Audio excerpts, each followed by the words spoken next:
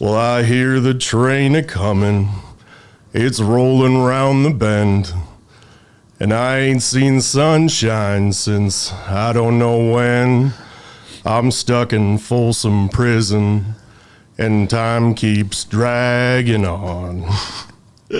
But that train keeps moving on down to San Antone. When I was just a baby, my mama told me, son, always be a good boy, don't you ever play with guns. Well, I shot a man in Reno just to watch him die. I can't hit it. I can't get those low ones. No, man, like that's good. You can't go wrong with Cash, man. That's what I was thinking. I know last time we were on the show, you did SpongeBob. Moana. Yeah, no, wasn't it SpongeBob? No, it was Moana. It was the only other song I know how to sing. It's for my daughter. I could have swore you did SpongeBob. No. Didn't you do SpongeBob? No, you're welcome by Moana. Okay, all right. So you're the only person I sing to, buddy. I'll tell you that. It's not me, it's the show. It's the show. Go ahead, complain to the show. Shawn, welcome back, man. It's good to see you, man. Good to see you, dude. Yeah, You've been busy, eh? Been busy. It's been an interesting few years in construction. It has. It very much has. Is it a car crash? Like, what's going on in construction? Is it like it's all over the place? What's going on? I think when you are at a certain level in construction, where you come to like quality and things like that, it's really not that different. But when you look at the rest of it as a whole, it's a disaster. You've got people out there saying that they can do things that they can't. And they ain't delivering. They're not delivering. And the sneaky part is some of these guys have figured out what the good guys are charging, and that's what they're charging. So the builders see that and go, oh, okay, he knows what's going on. But they have no idea. But they're faking it? Yeah. Or they get, my father told me one time, anybody can do 80% of a job. It's a good one. It's a good one. That's what's going on right now. Too many monkeys. I think with Instagram and things like that, people see us running the tools and doing what we're doing, and they're like, yeah, that's easy for sure. I know, but it's hurting the legitimate players in the industry, right? Men and 100%. Women, it's hurting them, right? Because they come in being honest and a fair price and quality work, and then they're being questioned. Yeah. Right? And now you got to defend yourself when you've built a brand and you're there standing defending yourself. That was one of the biggest things in the beginning, was getting a brand, building it, and then working your ass off to make it worth something. Yeah. To keep it. And there's a lot of that that's just not around. These guys don't have brands, and then things get slow and they drop their prices. They don't have a good business plan, and when it gets slow, do your laundry. You know what I mean? Well, you know what? In all fairness, during this whole economical turn that we all knew was coming, if you've been in the business long enough, you saw it coming. It's hopefully going to weed out these guys. Hopefully. I think so. Or either get them to step up. That's what I'm hoping for, man. I want to be a little more optimistic here, and I'm like, hopefully it gets them to step up and go, you know what? There's value in actually learning this trade. There's huge value in meeting other people that are like-minded and learning from those people and building a brand, building a solid business, and then educating it to my team, educating it to other people that want to come in and work with me, partner with me. There's value in all that. Or you could do the drive-by hit and runs and get it the hell out, make money. Well, and at that point, you're a traveling circus. You burn every bridge around, and then you find the next road. Monkeys, man. 100%. Plenty of monkeys, right? Monkeys with tool belts. we didn't even wear tool belts. I think passion plays a lot to do with it too, man. 100%. Like the next little while when AI starts to take over, people are going to have more free time. And then, you've got to figure out, find something you would do for free and charge money for it. And when you find people in the industry doing that, you find some good work done. But the people that care that much, you got to pay for them, man. It's the way that it is. Share your information. Brawley's Dad Construction. For the one or two people that don't know. That's right. As Aaron would say, my mom's the only one that watches. All it takes is one. Yeah, I'm not wearing any of my gear today. I got my buddy Ken's. I wore it because I sent you a picture. Yes. Listen, I got a stack underneath. I just grab whatever's there. Yeah. Right, and then I throw it on. So then it's been worn, and then it's got to go its rotation. You look good in it. Thanks, man. You look great in it, man. I love that shirt. Yeah, I always loved your logo, man. It's a great logo. It was hard in the beginning. I thought that it was going to end up looking like a big back tattoo. And what the person that was designing it told me was, you'll never be able to get that on like a t-shirt properly. Like, cause I wanted it like crazy. Yeah. So we ended up with this. I had to pay for that, which was cool, but it's unique. It's unique enough that nobody else has the same, It's nice, you know? man. And also the name of it is nice as well too. So, but to reach you, website, email? No website. Email's brawley'sdadconstruction@gmail.com. IG, Brawley's Dad Construction. Yeah. Are you on TikTok? I was. I still am. I'm not a fan, but I am. I didn't mind the platform the way that it was, but to me, TikTok's one of those things that you grow on, and I have no interest in doing that. Like, I don't want 50,000 followers. No, I'm not doing it for that purpose. I'm just doing it for, the problem is I don't engage on TikTok. Right. I get notifications plenty, and I'm like, I'm not going down this conversation, I'm sorry to say. I'll communicate on IG, I'll communicate on LinkedIn. I'm not even communicating on YouTube Shorts. But like, listen, I gotta pick my battles because there's enough. And then also, I'm doing this show. How much time you got? That's the thing. You're still doing your show, no? How's that going? Real good. Yeah. Yeah, it's pretty cool, man. It's like Nick Harmon's got that Drywall podcast, and he does like an interview. And I've always kind of said mine's like the locker room after the game, you know, where you just kind of shoot the shit for a bit. And we've had some go like 3.5 hours. It's a long talk. Pretty dope, man. No, yeah. Very, very cool. When you get into like intricate talking about the tools and stuff, that gets cool. Because you got that time span, right? It's like long form conversation. And you should spend the time on that. Yeah. I'm talking to USG right now about coming on for like 2 or 3 hours and like intimately going through the different types of mud and like. They're game for it? Yeah. We're trying to figure out the. Will the police show up? Hopefully not. No. I mean, like the marketing police. It'll definitely be one of those ones that I watch how I'm talking, just because you want it to be marketable for them. Like, I get it, but no, usually it's just fair game. It's like I think I've been fortunate enough that I've had plenty of. And before I even get into it, I mean, first of all, thank you so much for the sweets. Of course, man. I really appreciate this, and also for the swag. And I'm wearing Kava's tee today. Thank you, Massimo, for the tee. Looks good. And that's it. That's enough of the showboating there at that point, right? It'd be nice at one point in this show. It's almost Oprah. Thank you so much for the fucking 4x4 Toyota outside. You get a Brawley's Dad sticker. Yeah, you get a Brawley's Dad sticker. You can sticker that shit up all you want, and I'll drive around it. No, you'll never get to that point. I don't know if I'd be able to take it, but maybe I'll take it. Never say never. We'll see. You never say never. But no, I've enjoyed doing the show and meeting a bunch of people. And there's a select group. You're one of them that come back anytime and fucking shoot the shit. I love it. Yeah. But I've been fortunate enough with the brands where it's like, I've only had one brand, and they're a big enough brand to tell me, listen, is there any way that you could do it without any profanity? I was going, of course there is, man. Listen, I've guest spoken at elementary schools for kids before, and I didn't share a single swear word in there. You know what I mean? It's a switch. That's all it is. Simple as that. I'm being respectful. It's simple. Yeah. But I still want to keep the conversation true. It's important to me the conversation stays true. That's the thing. I'm never going to sway my opinion, and I'm never going to lie for you, ever. That's just not who I am, but I can clean it up a little bit. I think I've been fortunate enough that I haven't backtracked on anything because I've just said what I've thought. Yep. That's a tough one too, man. You have like hundreds of thousands of hours of you speaking. Like if you were doing anything other than being exactly you, it would be so apparent. And people are going to call it out. It's going to be like watching a boxing fight where you clearly see that it's not really a fight. Yes. And someone's being paid. Like, I wish they never do that. You hear about all this Tyson stuff? Is that what you're getting at? The only thing I liked about that was Myson got paid. Yeah. Because Myson's had a hard life. He's had a hard life. He was like, that's the only thing good about that. I grew up with Tyson. Yeah. I saw those fights for the first times when they came out. I would love to meet the man one day. Just shake his hand, just to shake his hand. I don't care about taking a picture. I would love to meet the man one day.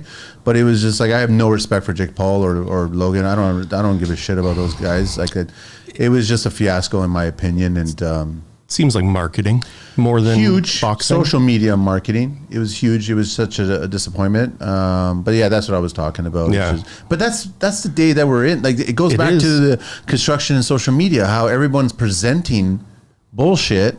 And then when they get on site, they get called out on it. Yeah.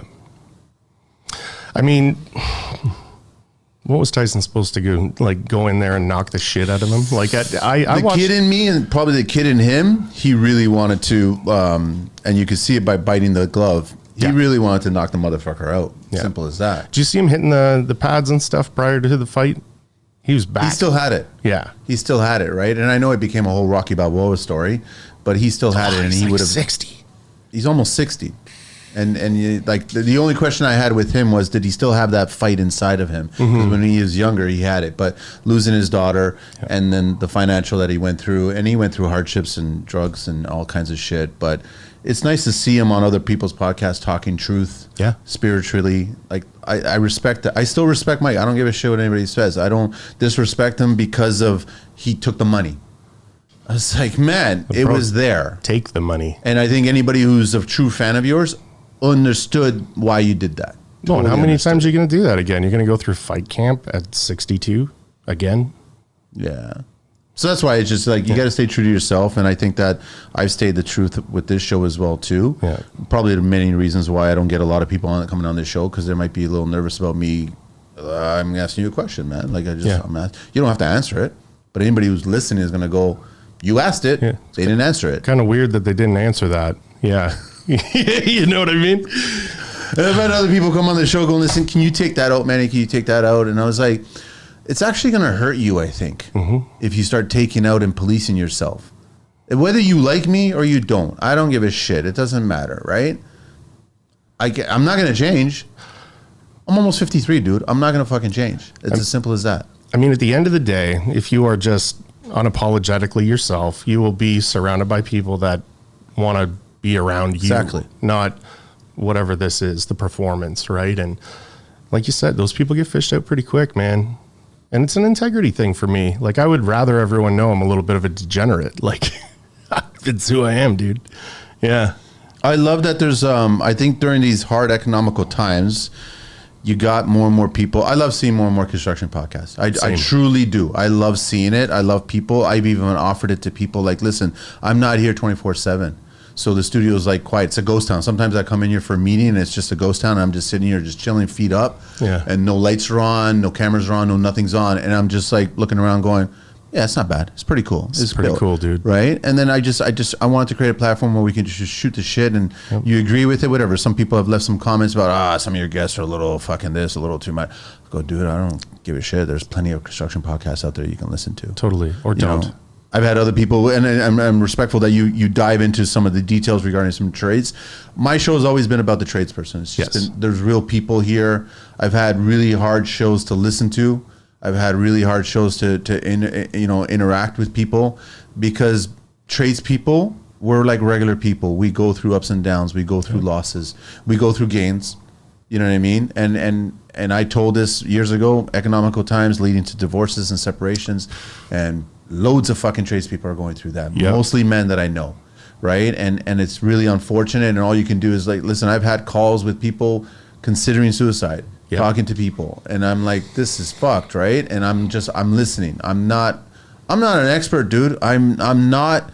I've been through my shit. I'm still going through my shit. I'm still going to continue going through my shit. Yeah. All I can do, like construction, is share what I went through and how I went over it. That's all I can do. Yeah. This is how I built it. This is how I got fucked by a client. This is how I got rewarded by a client. This is what I learned on this job. This is what I didn't learn on this job. And I'll share that shit to you. You want to take it and make your business better? Do it. And every little stumble on the way like that, for somebody that's been in the industry a little while, super valuable, because they're like, this is the end of my career. This is the end of my life. No, it's not. It's a Wednesday. And, tomorrow's Thursday. You're going to be okay. And sometimes things hurt for a bit. If you see Manny with an orange apron, then you might start wondering. Yeah, well, yeah. Then we'll be in trouble. And this show's not brought to you by Home Depot. Yeah. No, what do you want to talk about, man? I know you got a lot of shit going on. How is the drywall industry these days, man? Good, man. It's good? It's good. Yeah, that's... we're doing a lot of cool stuff, man. Like flying people into projects and doing collaborations, and when new tools are coming out, we're getting them first and things like that. I went and did popcorn ceiling removal out in Ottawa with Jamie. He's the best at it. Yeah. He's real good at it. Yeah. And they sent us some new skimming blades. So we were able to make like marketing footage for that before they came out. It was pretty dope, man. And then, there's little like incentives to do that stuff. Are you ready to take your construction business to the next level? Consider joining the Construction Life's Tradespeople Alliance program, TAP, where skilled professionals connect, collaborate, and grow together. Our network is built on mutual respect and the shared goal of always building better. As a member, you'll have access to a wealth of resources designed to streamline your operations and attract more clients. From a 30-minute assessment call with myself to expert consultations in business, finance, and health, we've got you covered. Your business information will be featured at www.theconstructionlife.com, complete with certifications, logos, and geo-targeting to help you reach the right audience. Promote your business with a 30-second advert across TCL's social channels and our popular podcasts. Get exclusive access to TCL networking events and roundtable shows where you can connect with other tradespeople and general contractors, plus enjoy TCL merchandise, member-exclusive content, and a spot in the TAP directory online. We're going to promote you guys to homeowners across Facebook groups. Don't miss out on this opportunity to elevate your business. Become a member of the Construction Life's Tradespeople Alliance program today and start reaping the benefits. Visit us at www.theconstructionlife.com for more details, or DM us through any of the social platforms, or text me directly at 416-433-5737 to learn more, and consider being a TAP member today. How are clients in Ottawa? They seem to be pretty good. Same kind of as Toronto clients? These people had like a house somewhere else, and we had the whole house for a week. Actually, he's got it for 2 weeks because he paints too. But the kind of money that you're pulling in on that specialty trade, it's up there. It's like really up there. Makes you wonder about why they installed so much stucco in the 80s. Wow, it's quality. 70s and 80s. Nobody can make things flat. It's hiding. Or they didn't want to. They didn't want to. Yeah. They hide, right? That's the problem when you hear this, like, guys doing footage for like 35 cents. That's insane. You got to wonder, how are they making money? Well, you're doing with all the overhead. 2 10,000 board foot houses a week. Like, how do you make $7,000 doing that? Like, you'd kill yourself doing that. You do it with the hope that you'll get more work from it to charge a better price? Well, I mean, I think when you're at that price point, there's just a dump truck full of work like that. But it's like, if you did one house properly a month, you wouldn't have to do 4 or 5 houses. And plus, how many people are you competing against? Well, everybody. At that point, at that price point. And sometimes it's like, your quality is real good, but this guy's faster than you. And they're like, okay. I've had trades on the show where they talked a lot about just try to figure out how to make your efficiencies better. Mm-hmm.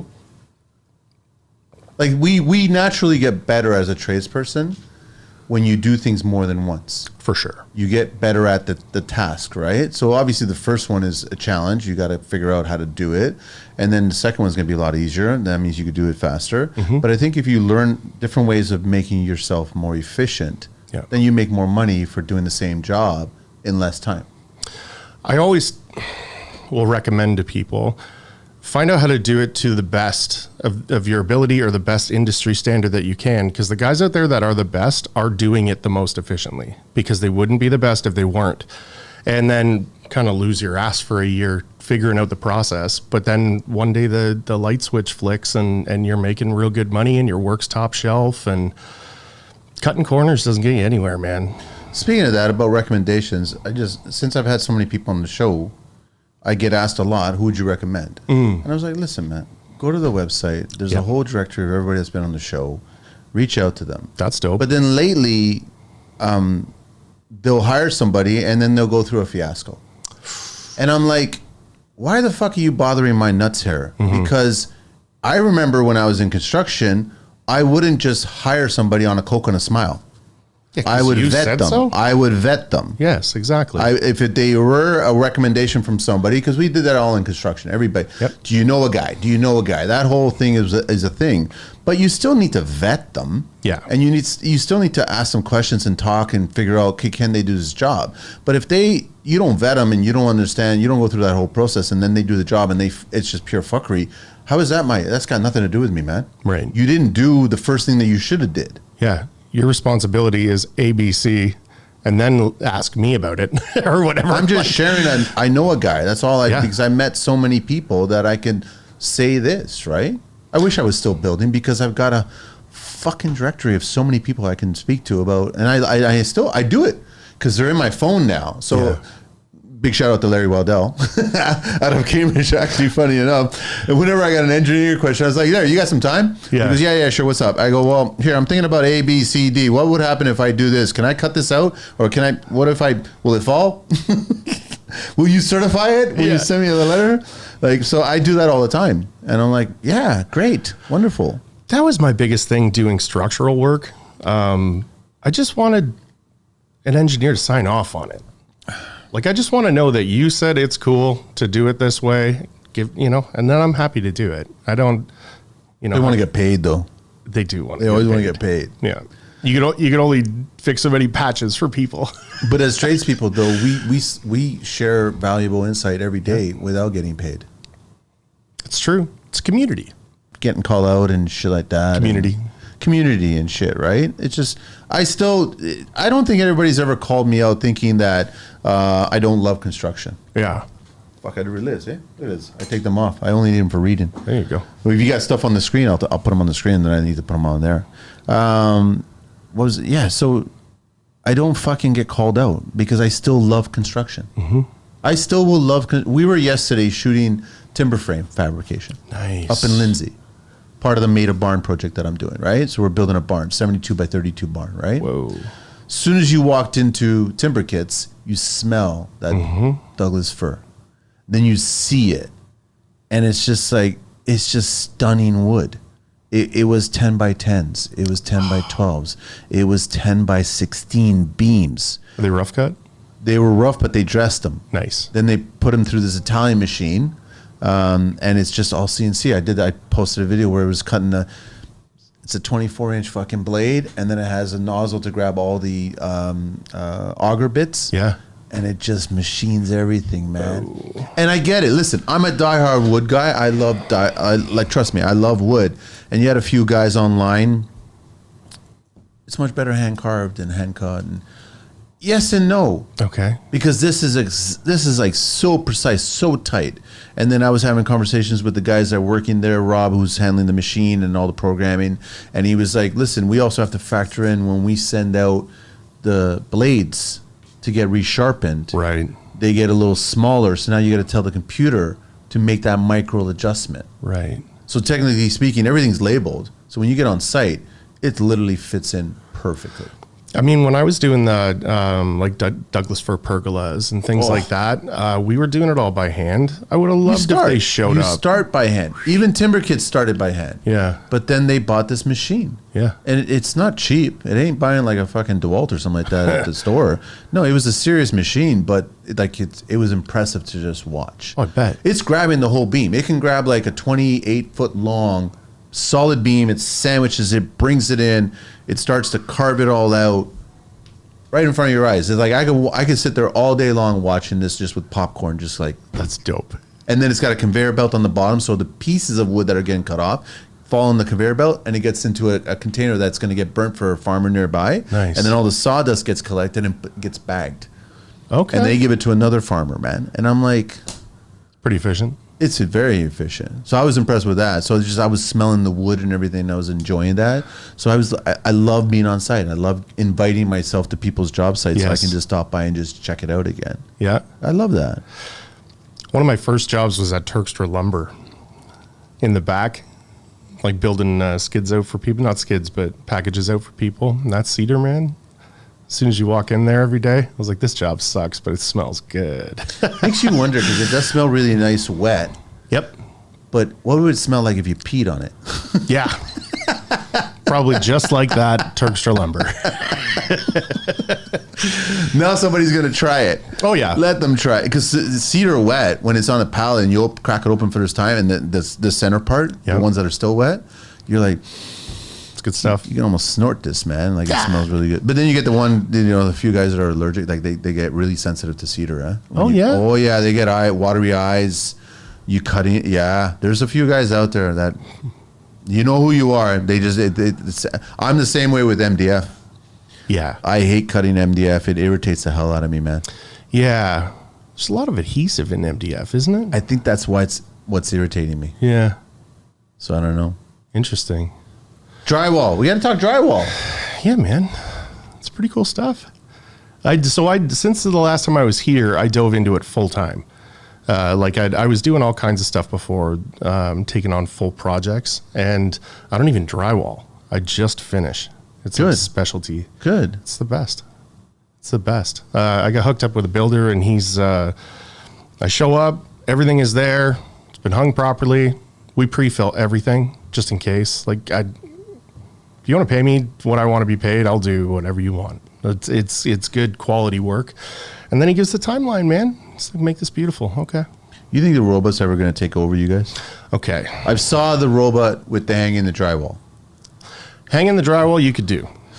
The wrist movements. And I still question it, though, when you have to do intricate little small pieces in certain areas.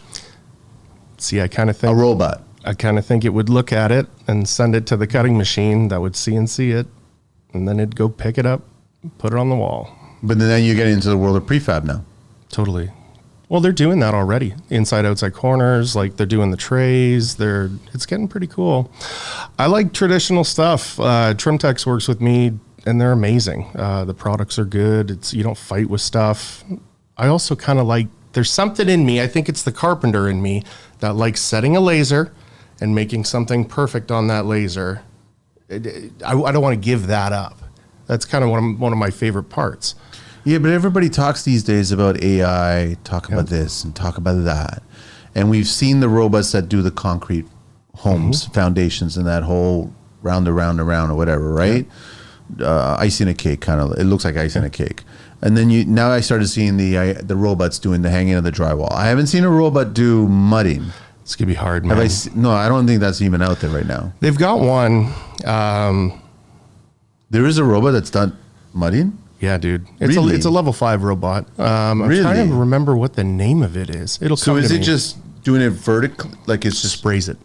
It sprays it. Yeah, so I think you would have to get it to like a level 1 or level 2. Like you would skim it and fill the bevels, and then this thing comes in, sprays the wall, and then it'll sand it too. Like if you had a huge commercial project, you could have that thing running 24 hours a day.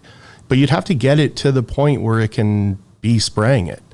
Like there's always going to have to be people taping and mudding and that kind of stuff. But that defeats the purpose of having a robot then. Well, I mean, I don't know what it costs, but I would just assume do it. But if you're right, though. You see it in commercial. Like I could see it. 20-foot wall or something? Yeah. But residential custom or even subdivision residential? Things on a Skyjack. You'd never get it in. It's that big. It's huge. They're big. I think it sprays until it's out of mud. And I don't know if it pulls a little trailer behind it or what the deal is. You think like Elon's thinking his Optimus Prime line? He's like going, I could create a whole line of tradespeople. I will ruin it right now for everybody if you want. If they came up with a pair of glasses and a pair of gloves. Virtual? No. You're going to go VR? Where I'm going to do my work and it's going to figure out what I'm doing with my wrists and my hands and where my eyes are going. That could be transferred 100%. 100% it could. But you would have to have the best people in the world using it for however long. But that's the only way that you could get into like the intricate movements and like understanding where to place the mud and all those types of things. Like it's a trade. It's like getting a guy out of school that understands fundamentally what he's doing and then getting him to a place where he's got to like make a decision. A robot's not going to be able to do that. There was something that Steve said yesterday when we were at shooting all the timber stuff. He actually said, yeah, we decided to go with this machine because it never calls in sick. Yeah. Yeah, it doesn't fight with its girlfriend. Meanwhile, it was ironic because, it was ironic because earlier in the week, 3 guys called in sick. And I thought it was kind of ironic right after the fight. Isn't that weird? See, I'm not a vice guy like that. I'm not dependent on watching a sporting event or like I'm not like I have to accomplish that. I have to be a part of that. Yeah. I'll see the aftermath or shit like that. So it's just I don't call in sick for that, right? I've called in sick to stay in a warm bed with somebody. I've done that before, but I was in my 20s, right? I don't know if I done it lately. No. Yeah, I've called in C in a few hours. I'll be I got a honest few with you. things to take care of first. Hang on, I'll be there shortly. But I could see whether it's Elon or somebody, maybe an Asian company, definitely trying to reproduce tradespeople robotically. He was just on Rogan talking about there's going to be more like humanoid robots than there is people. Taking care of the tasks that most humans don't want to do. Walking your dog, cleaning your house. Getting your groceries. Getting your groceries. How far is tradespeople? How far is construction? And they won't call in sick. I think there's a big... In our lifetime, you think? Oh, 100%. If they don't have them out for very rich people in 10 years, I'll be shocked. I'll be shocked. What happens if the iRobot kind of demolition robot just turns itself on, or someone hacks it? Someone hacks it. You got Luigi there pissed off because his job was taken. Yeah. And he's there on his Commodore 64 trying to figure out how to hack it. Yeah. And he hacks it, and all of a sudden it does a shit job, and the GC comes in and goes, "What the fuck is this now?" See, I thought you were going the other way with Which that. way? Where they're like, going to come after us or something. I was like, well, I'm going to have a lot of fun with No, robots. because Luigi would get satisfied by leaving a shit job by the robot. Yeah, I mean... It's coming. Having people sabotage work is not a new thing in the trades, dude. You think all these robots will start doing what we all do? Taking longer pee breaks or something like that? Yeah. I don't know. Like Just go stand in the corner. I'm showing up. updating. Hiding. Can you imagine?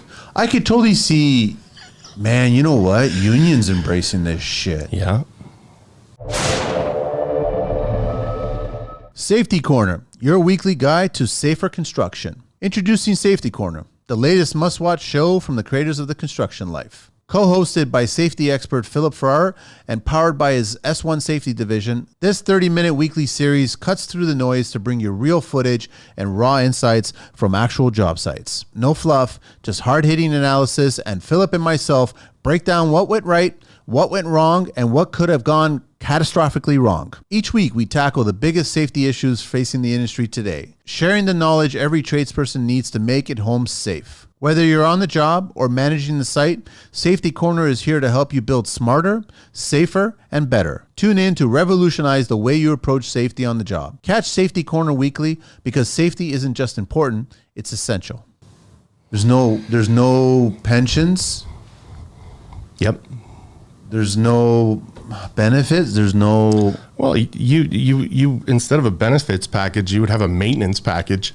changing oil and whatever it is. yeah. Well, they'll all be EVs. They'll all be EVs. They'll all be battery, right? You would think. Take your Makita battery and just throw it in there. Just throw a new one in. I don't know. It's going to be an interesting landscape, and I think it's going to be mostly the... I mean, I've seen the bricklaying. Yep. I mean, it's actually good bricklaying by a robot. I've seen that. With sensors and things like that, it would be like having a laser on it all the time. And like it would understand level through like attack or whatever. So I get it. I think we're ways They off. probably though. have optical where it could actually look at it at a certain angle and already knows that it's level and plumb. Yeah. It's pretty Corrected. dangerous, man. Well, that's the other part of it is it's like that's a big leap. The first person that does that's got balls. And what is it going to cost? Well, that's the other part of it. So if you're hiring a trade, let's just say for argument's sake, on average, they make $100,000. Okay. I don't think these robots are going to cost $100,000, even if you pay $500,000 for it, right? That's why. Like that machine there, a used one was $250. Wow. But then it started breaking apart, falling. He had to get a new one, so he worked out a deal. I think it was getting closer to $500. Yeah. But that machine, he's turning out so much product with that machine. So even if you were to pay $500,000 for a robotic tradesperson, depending on how many jobs you get, plus, oh man, we haven't even thought about this. They can work 24/7. Oh yeah. Yeah. There's no labor laws associated with robots. And So I they mean, can they work have the 24 prints in their head. 24/7. Yeah. They don't need you there. Yeah. They could board and mud a whole house in a day. Then that $500,000 price starts to become pretty attractive. Well, think about that. If I put in 80 hours into a house from start to finish, that's a little over 3 days, 4 days.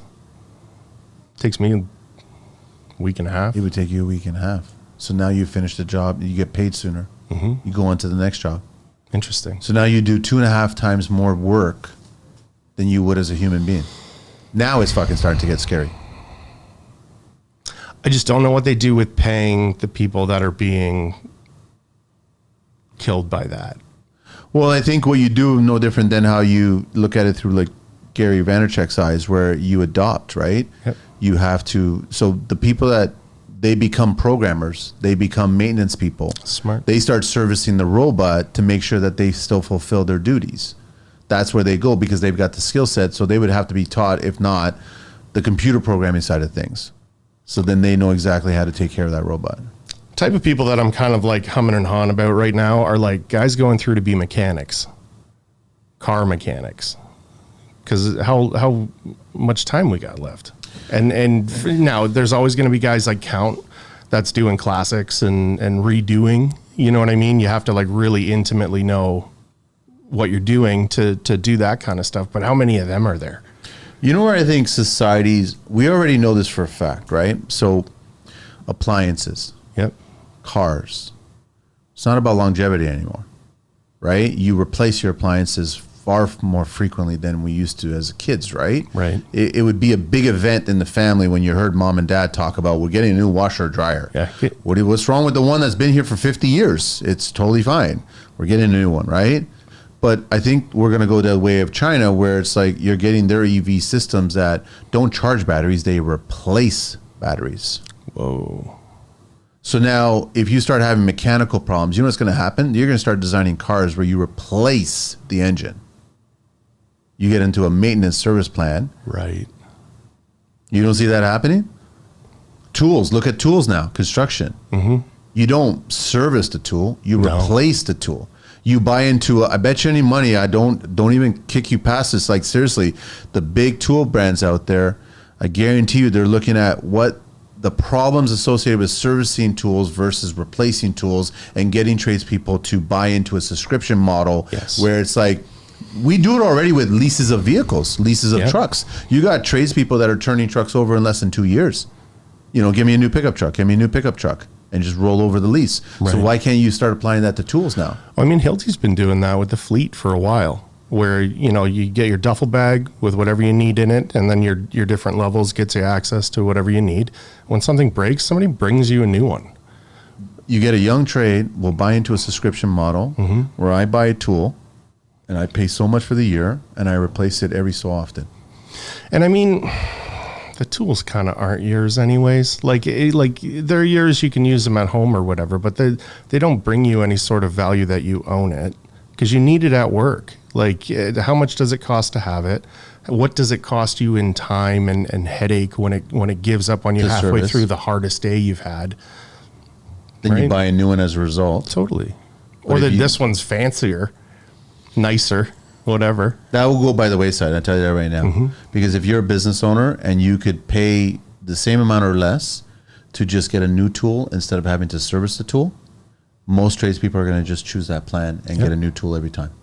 And then burn it out until it's done to get a new tool, and so on and so on and so on. If the brands are not thinking about this right now, they're probably out to lunch.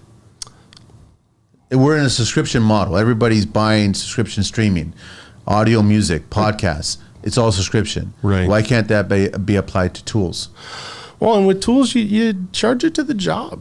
How many months is It's this job part of going the to be? expense. It's $100 or whatever it is a month or whatever the charge is. You just tack it on, man. Holy shit, I just realized the robots don't need tools. The arms are the tools. That would be pretty cool.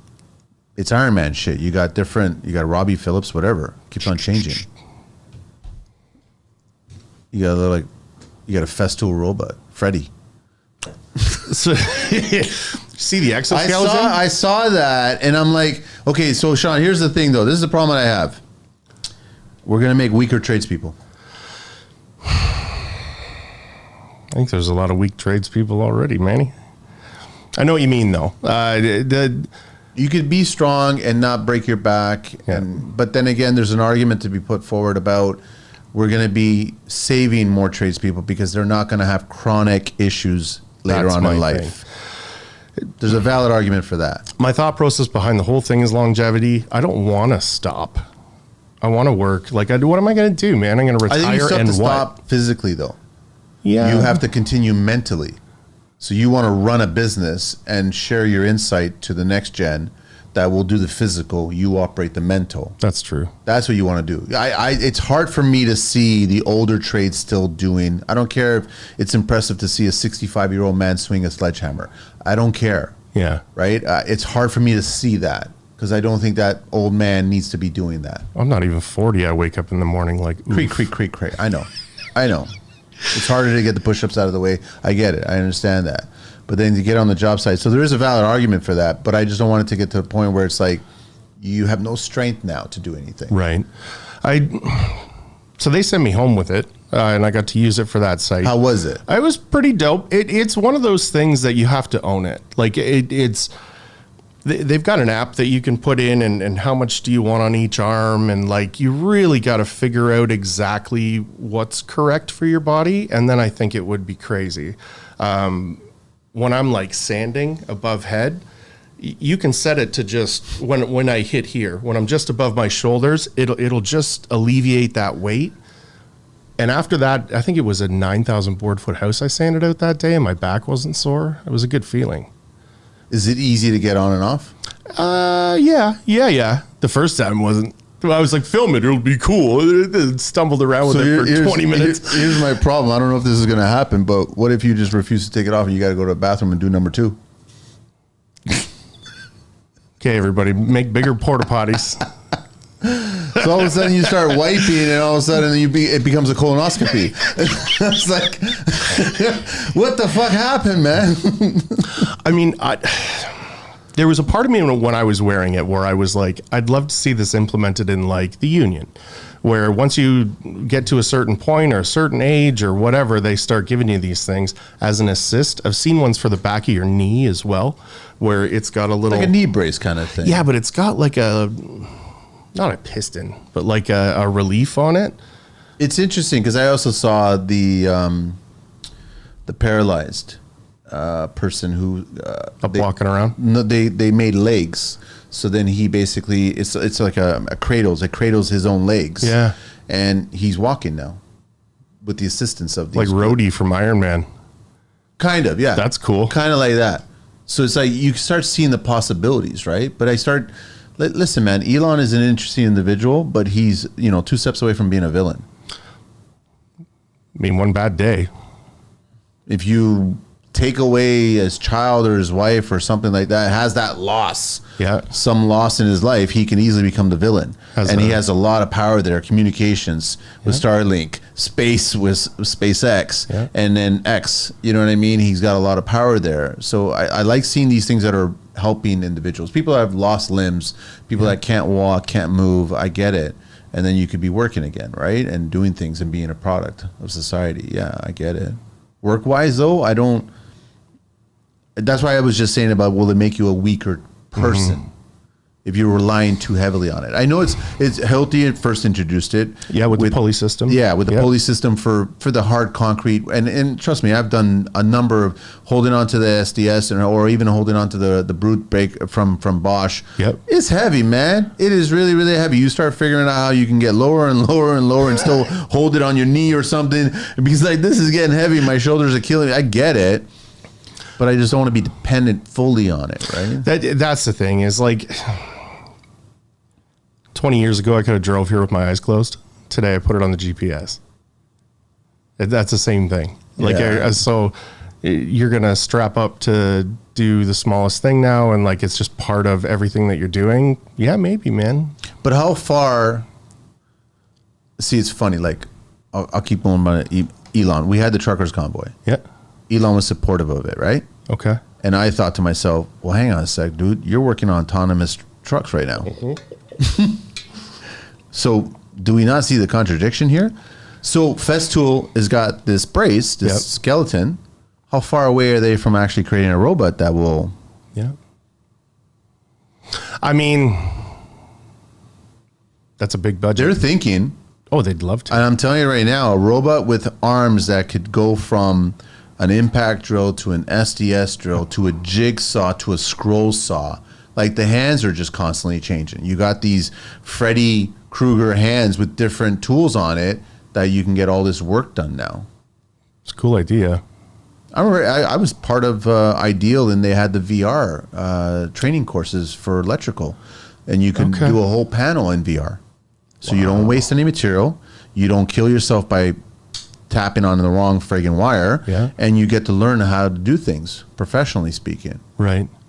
I saw that in Vegas, I guess 2 years ago now, and I think it was spray foam or something like that. But I think they took something super basic. Yeah. Really? And it was another thing that they were doing there was a safety thing. So you would walk in to a building and take a look and try and pick out all the safety infractions, which is the same kind of idea. I mean, I almost find it irresponsible to bring people to a very real life setting before they have an idea of what's going on. I think of all the safety stuff that I did earlier in my career that it was like, wow, that was dumb. Yeah, that's the young, dumb, full of cum bullshit, right? Yep. Like that's just, we all do that as young people, right? There's been plenty of times where you're lifting certain things where like you shouldn't be lifting that by yourself. Man. Right? I was like, I had points to prove. But the young generation still does that. Yeah. I just don't want the young generation to not make the bumps and bruises. Yes. You should at least create those bumps and bruises first, and then understand that here's a possibility to work smarter. Yeah. I'm not bought into the fact that an AI or a robot is working smarter, not harder. I'm not there yet. Right. I have to see where it's potentially going to go with it. And then the biggest problem I would have is like with the autonomous trucks, Right. You're getting rid of a whole workforce. Massive. You do a workforce. deal with Walmart and you've got a spider web all over Canada, all over the US, and they're just robots traveling from point A to point B, and they're 24/7 Yep. because there's rules on fatigue and shit. How far away are we from autonomous airplanes? Yeah, that's a scary thought. I mean, like a Mack truck's a scary thought too, man. This thing decides it's gonna go into the next lane. You're gonna honk the horn. It's not gonna give a shit not gonna about react. that. No. No, I know. Three-way the world. These little puppies. I'm speaking from experience. I've actually installed these and I love these. Three-way prefabricated inside drywall corner. The first one-piece solution for perfect, crisp corners every time. With three-way, you'll improve your quality, save on labor, and cut down on time. Traditional methods require 3 tapes, lots of sanding, and high skill. But with three-way corners, they install in just a fraction of the time with fewer steps. It is adjustable for any angle, reinforced to cover gaps, and designed to blend seamlessly into the corner. Say goodbye to pesky touch-ups and hello to flawless finishes. Try three-way today and revolutionize your drywall game. Perfect corners every time. To purchase or check out some how-to videos to see the installs in action, visit threeway.ca or connect with them at 306-514-3768 or drop them an email at threewaytheworld@gmail.com. Connect with me, TCL, and stop by the studio and get a free pack on us for anyone to try. And trust me, I'm telling you, you'll love it. This message is proudly supported by the Construction Life. So I just know that it's coming for construction. Yeah. I'm just trying to figure out how you can use it for construction now. I mean, it's a new tool. That's all it is. I mean, layout would be dope, Yeah. you know? Building And floors and squaring out. you could have something walk in and take a look at structure very quickly and understand that it's like perfect. You know what I mean? If it had like you said, optics with like lasers or something in it. You can go right from the footings right to foundation. Yeah, man. Once you set up all the forms, you can all of a sudden just fly a drone that will actually recalibrate, make Yep. sure that everything is square. Then you bring in the framers and they do the exact same thing with the first floor. Yep. Then you start building walls. Now everything's true. And if you started doing that, all your framing inspections would be correct right away. And you could sign off on it right away. Do you think we'll get into the point where mainstream construction is going to go away from timber and we're going to go all steel studs? I would like to see it, to be honest. Yeah. It makes mechanical more challenging. I'm a steel stud framer. That's how I started. And then I got into carpentry and we did houses and wood. And I like custom carpentry out of wood. It's beautiful. It really is something. It's more art than it is a structure. Yeah. But steel studs are straight every time. You know the weight it's going to carry every time. It's not going to bow. It's not going to do all these things, right? It's probably faster and easier to manufacture, I would assume. I'd like to see steel drop down so it's affordable. So Yeah. that's the thing that you should be using. But you're right. Now the thing conducts electricity. It's, your mechanical and that kind of stuff. You increase your electricity because you've got to you got to go BX now. Right. Ductwork, you still got to build bulkheads. It depends on whatever, but you got to well, PEX is okay, but you got to put grommets on every single pass through. It's being done heavily in commercial. Like nobody does stick frame in commercial, right? And it goes faster. It goes faster. I'm real fast framing steel, dude. It's not even like a fraction faster. It's a lot faster. Cut 3 studs the same size, walk over. Does it fit? Cut another 3. Like the thing is though, I can feel the ting of a wall, whether it's steel or stick framing. Like vibration? Yeah, I can like you tap on drywall and I can feel it and it bothers me. It doesn't feel solid to me, right? That last trade show, they had a lot of like sound stuff where everything is connecting. There's like little pads and stuff now. Yeah. So like that would get rid of that. But yeah, steel's always going to be hollow, right? Yeah. We got a lot of wood. We also got a lot of steel. But the shitty thing is that you get a lot of steel manufacturers that come into the industry and they make an inferior product. They get cheaper and cheaper with the product. So now it's like they're almost designing hockey sticks, but in steel. Yeah. They're very, very weak. You cut and now you got twists and you're like... That's a bad deal, dude. Well, because they're trying to compete in the market. I just don't understand that. Do you want a quality product? Do you want something that's half-ass, right? And if you want something half-ass, why are you even doing it? Like, I don't know. Affordable, but to who, right? Money. Because the end product, It's money, yeah. they're still getting paid. You know what I mean? It's, if you take a look at what my industry makes, and then you take a look at what the big guys are charging for it, it's vastly different. Really, yeah? Oh, for sure. Yeah. They're probably, 20-30%, I would assume. If It's not very more. cutthroat, huh? Well, I think the people that have earned the place, like you were talking about, I own a company now or whatever, you want to make your money still. And you've got to do that off of somebody. And if it's a good situation, you're teaching people how to do things properly and become efficient. But then through doing that, you're sending them on their way because you're not paying them properly. And you're putting them under pressure because you want to charge less to get the job. These guys get good and they're like... Why does drywall have such a bad rap? Oh, because it's the island of misfit toys. Is that what it is? 100%. Well, I mean, Theo Vaughn, right? Like you're one step away from a fucking cocaine addict, right? Well, so on the podcast one time, I said construction's like a big conveyor belt, right? And there's all the misfit toys on it. And you got, electricians and plumbers and whatever. At the end of that conveyor belt, they drop down into drywall because it's like you don't fit in anywhere else. And some of us get good and some of us love it. And some of us just don't. It's, I don't know. It is true. It's a misfit, man. It is totally. It's an interesting trade. It's almost like it's construction B. Like it's its own world kind of thing. It's the pass through to me from like building to now the cupboards can get started. Like you're making that transition from like this was a frame to this is now a livable space. Fill it with stuff. That's why I'm always shocked when you hear about the pricing and stuff. Like, how much did you pay for all the stuff in your walls? And you got to look at this stuff. Because clients will complain about anything For sure. that they don't consider valuable. Yeah. And a wall surface, if it's just a flat wall surface, there's no value to them Right. whatsoever. They'll start thinking about ways to cover it up, i.e. back in the 80s stucco, i.e. turn of the century paneling. Yep. Like they'll just think of ways to make that surface more aesthetically pleasing to them, i.e. add value to their mindset. I've had a lot of fun doing that the last year too. I haven't really gotten into doing any Venetian, but I've done a lot of that fresco. Yeah. And the like the micro cement, like the wall. it can look like micro cement if you add like some sand to it. There's a bunch of different ways to do it.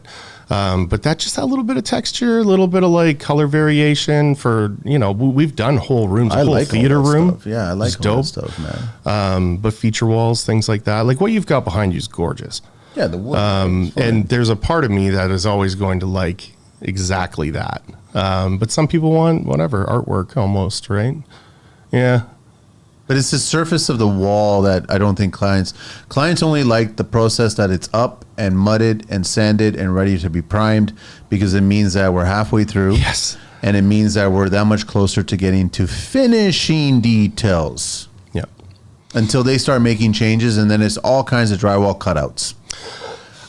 I think there's a big part of that too. Any time that you're going through a very long process, if you don't have the discipline to see things through, you're going to go, I don't care, get it done. I'm so done with this right now. Move on. And kind of by the time it gets to us, that's not the time to be doing that. No. But, a homeowner, for a regular person that has gone through the process of building a house and getting the permits and being told that this specific thing wasn't good, so the whole thing's 2 weeks, they're so done, man. But by the time they get to us, they also forget so many things before it gets skinned.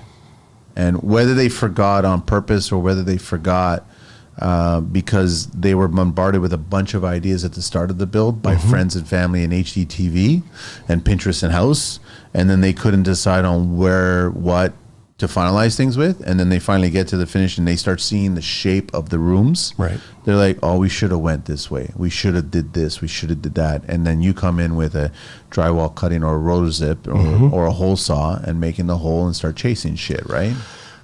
I think that comes down to too, when you were talking about verifying your trades, I almost verify my clients, where it's like, do you understand the whole what's available, right? And what do you want? Because there is tons of different stuff. Trimtex has 50 different beads you can use. You can do detail work. You can do all this stuff.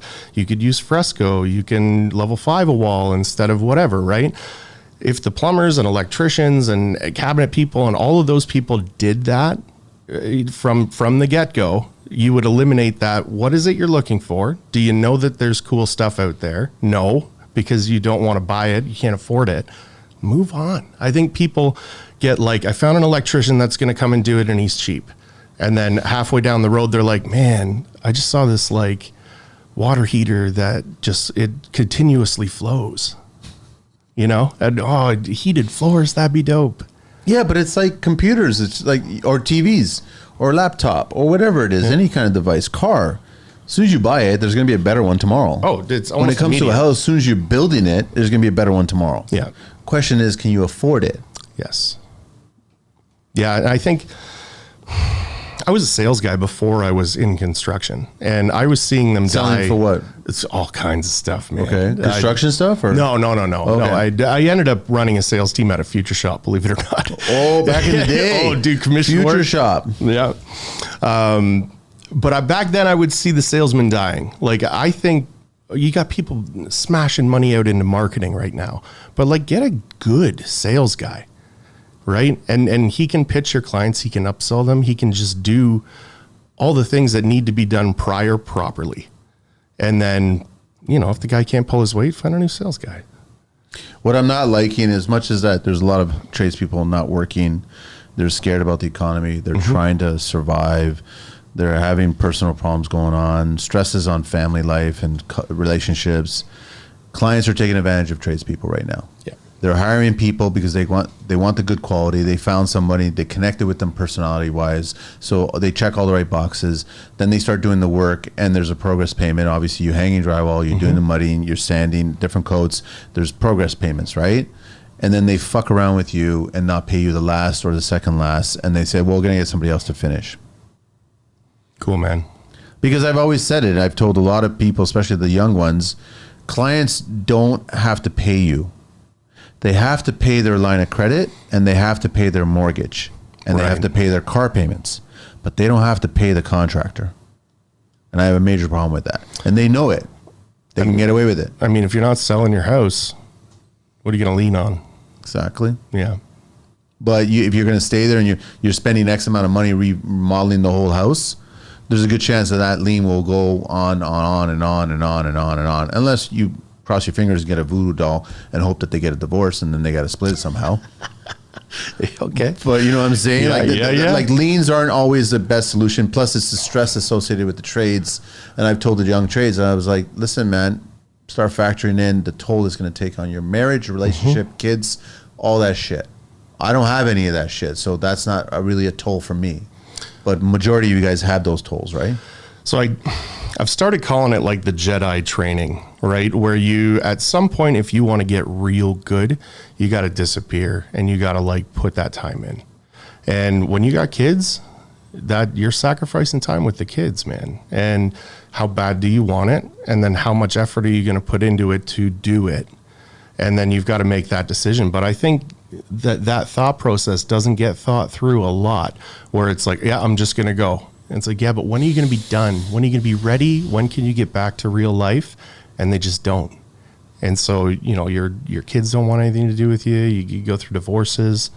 There's a lot of hurt out there, man, in the construction industry. And it's funny how when we get started in the construction industry, we plan everything. Yeah. We come up with the logo, we come up with the business card, we come up with the sticker that's going to go onto the truck that we buy first, van or whatever. We come up with the tools we're going to go with, the brands we're going to live by. We come up with the swag, the cap, the t-shirt, whatever it is, stickers, right?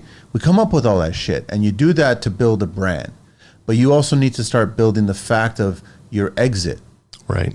And when I say exit, not exit like you're retiring, get the fuck out of the Dodge. I'm saying the plan to hand this off to somebody else so you have more time for your family. I had Pat Davison on the show, Davison Electrical, and recently he made a great decision where he was like, I'm going to focus on my family. I'm spending more time with my daughter who loves horses. She wants to I'm going up there now and I'm driving her and I'm taking her. And he was like telling me, it was because of something you said, Manny, on the show, where I was like, dude, are you so ingrained in your construction life that it's taking a toll on your personal life? And he woke up from that. And it's like, it's true. I don't care how valuable the construction life is. You can't give it all and sacrifice your personal life. Right. Because you will lose both. Yep. You may think that you'll hang on to one, or you may think that you can hang on to both. You'll lose both. That's it. You'll fucking hurt. And then you don't want to do that then. Then you start going through divorce and kids and figuring out who's got weekend this and weekend that. And which then affects your business. It's going to 100% affect your business. And then when a client fucks you over and not pays you, now you're screwed financially. Like, it just trickles over and over. And the thing is that if you give enough effort to the construction life, build your brand, focus on growth, incremental growth, don't go ballistic and buying stupid vehicles and vehicles that have price tags that look like phone numbers, you shouldn't be considering. You know what I'm saying? Area code 203 or some shit like that. Yeah, You shouldn't be considering that just because you want to show off for whatever reason. You should be incrementally growing at that point. I had a hard time with my truck. The year before, I put 70,000 kilometers on my vehicle. On 1 year? Yeah. It was insane. Ouch. And I wanted to get rid of it. I wanted to get into a truck. I took some contract work. It was paying real well. And then I was doing my other stuff on the side. So I got the truck I wanted that was comfortable and was going to last. And then I sat there like a week later going, the hell did you do that for? Because it's like being uncomfortable. Good that you asked. Oh yeah, there's a lot of conversation in this head. Most guys will just suppress it. Nah, it's good. It's okay. It smells nice. Yeah. No. What the hell am I doing? Mine's a garbage heap, dude. It's good. It's a better move. I'm trusting it's a better move, man. It only benefits the automakers. I do not give a shit about $150,000, $110,000 pickup truck that's got 36-inch wheels on it. I don't give a shit about any of that crap. I look at that stuff and go, I would break that. This watch, it died today, of course. Hard hat watch. I've never been able to wear a watch since I was like 20 because I smashed them. And I was like, okay, I guess I just won't ever do that again. I've hit this thing with a sledgehammer. The dust from the sledgehammer went on the screen and I thought I broke it. Really? Well, because they were like, break it. And I was like, okay. So I like put it in water. I did a bunch of stuff to it. I got this little like 10-pound mallet and just hit it. And then when I looked at it, there was all this, I thought I shattered the screen. But I didn't. It's tough. Is it like one of those things that are going to do your emails? No. But it's a watch I can wear. It tells me who's texting me. It does my sleep, which I really like. But I mean, other than like fancy stuff, I break fancy stuff. I just don't do it. It's first nice pair of glasses I ever bought. I looked over the side of the boat and they went plunk. Gone. That's why I never bought again. expensive sunglasses. Yeah, dude, because I know one that time. they're dispensable. Simple as that. And It makes you wonder like about that. the Festool, the Freddy apparatus there. $5,000 Is that what the cost is? Mm-hmm. It's 5,000 US or Canadian? Canadian. $5,000. What if it were to like Durabond 90 That'd be dope. and it just like gets into the corners? I don't know. Will it still work? Or Oh, dude. So the amount of dust, there's a rating scale on tools, how much dust can get in it before it gets, like you're saying, like gunked up. And I used that thing for a day and had to take like a toothbrush to it because it was the like workable model. So I looked at it. I'm like, I can't give it back like this. But like every little crevice, every little everything. But it must have been designed to accommodate this. Oh, for sure. But I'm not going to be the one to. I wanted the next cool thing that comes out. I would have dipped it in like Durabond 90 and gave it back. Can I keep it? Fail. Yeah. This one's broken. I made it a skeleton. But that's testing it. I look at it like that's testing. the way I Listen, there's Durabond 90 on site. There's going to be sandy on site. There's going to be blobs of something that are going to harden. I just went to the extreme. I wanted to skim with it, I wonder if they actually tested it to that point. I'm sure they did They must somewhere have. along the way. Festool's good with that. Like they'll test extreme, right? Yep. $5,000, huh? But you only buy it once. Like there's stuff like that in the industry where it's like even my taper is like, it's over $2,000. I've got 3 of them, right? So, even at a price point like that, you are going to continue buying things. Something like an exoskeleton, they're never going to get another one out of you unless you've got some sort of person that you want to buy a second one When for. you start building a team, you got more jobs going on. And I get that, but I mean, like person to person basis, you're not buying more than one, so they got to charge. Servicing though, what happens with Festool? I don't know. Servicing on Festool, is it local, I don't know. or you got to send it back to? They're in. Where am I going to think? Indiana. Where's the headquarters? The U.S. headquarters. Somewhere down in the States. Yeah, I don't know. I'm trying to think of what state it is. I can't remember exactly. I went there one time. When they start sending me stuff, I'll learn. No, I was invited there one time with I almost felt like a gazelle in a fucking little lion den there. Like it was all tool reviewer influencers, Oh, yeah. right? Yeah. And I was because I was friendly with some of the upper staff, right? And I was like, okay, what the fuck am I doing here? Like, I'm not gonna do what they're gonna do. That's not my bag, right? I don't do that shit, right? But if you're interested in it, right, you go down, you check it out. No, you go check it out. It was Yeah. great to check it out and see the facility and everything like that. It's great. I've been down to Columbia Tools a bunch since the last time. Where I've are they seen located? You. British Columbia, Okay. and it's gorgeous. But it's nice to go and see how things are made and like the machinery that it takes and like the care that's put into it. I really enjoyed that. One of my handles was kind of given out. It's because I squeeze it too hard. Like it wasn't them. But when I was there, I'm like, can I build a handle? Like understand how it's made?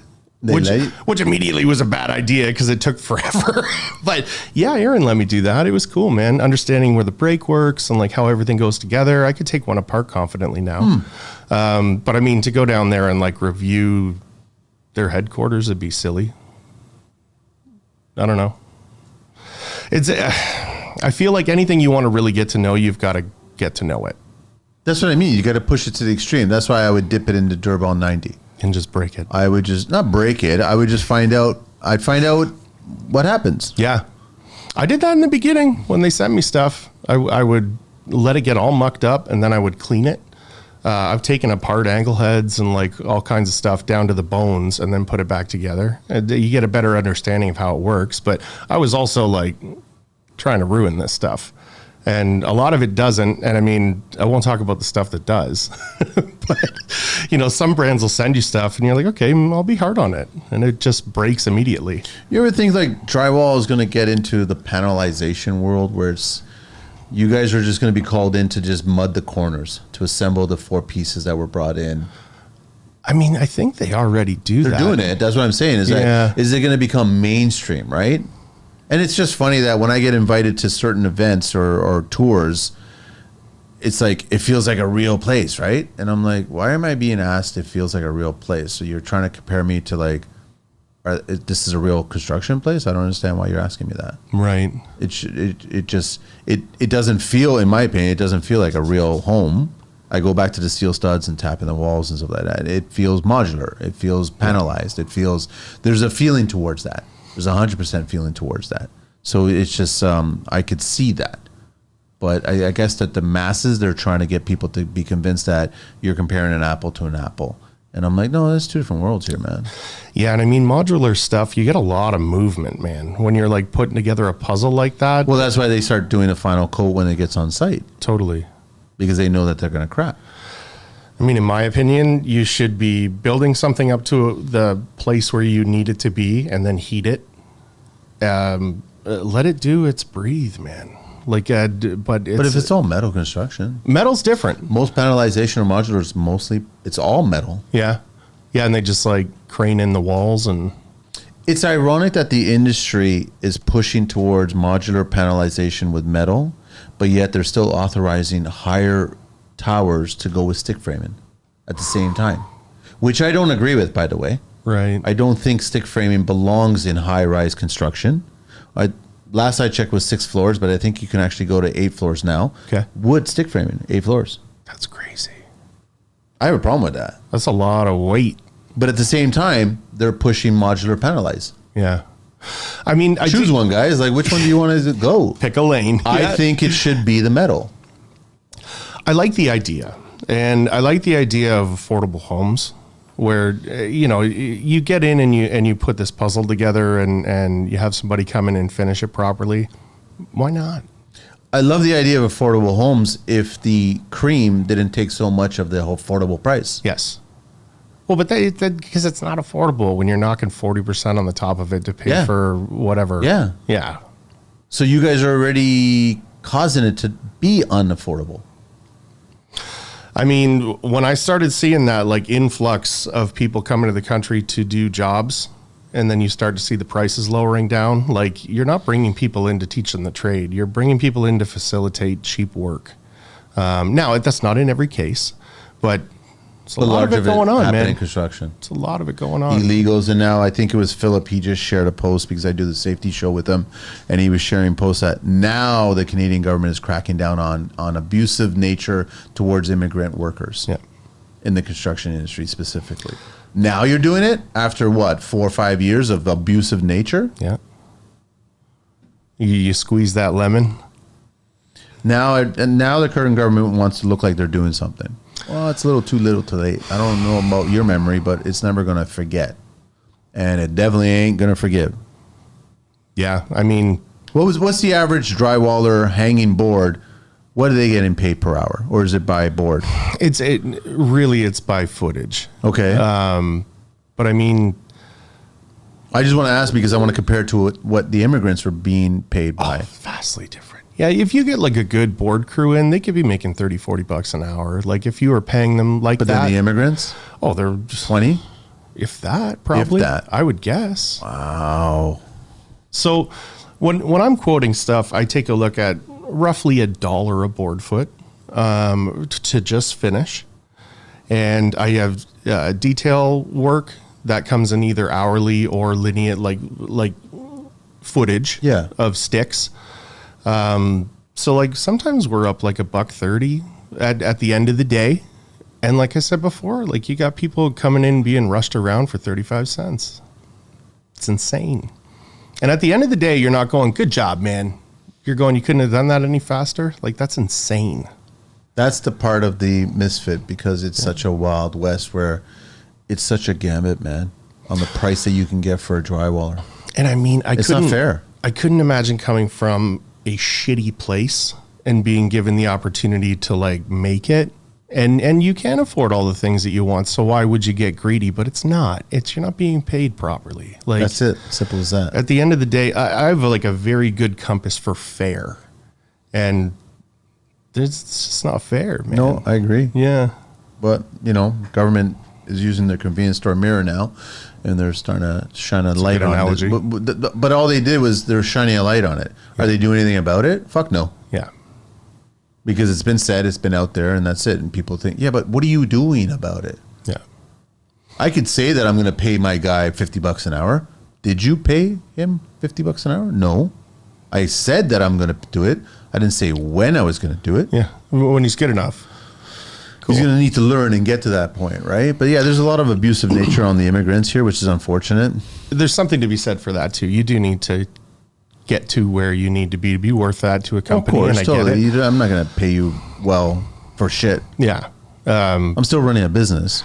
But that like abuse part of it and that whole realm of it, like in my opinion, this is Canada. Like this is the place where you have trouble getting into a building because everybody's trying to hold the doors open for each other. And it's ridiculous. When I go down to the States, it's not like that. No, so different. People are coming here to experience Canada. They're not coming here to be worked. My 2 cents, you know. What other provinces have you worked in? Have you mostly just Ontario, or did you work out west? So I've worked a lot in Ontario and out in BC. We've worked too.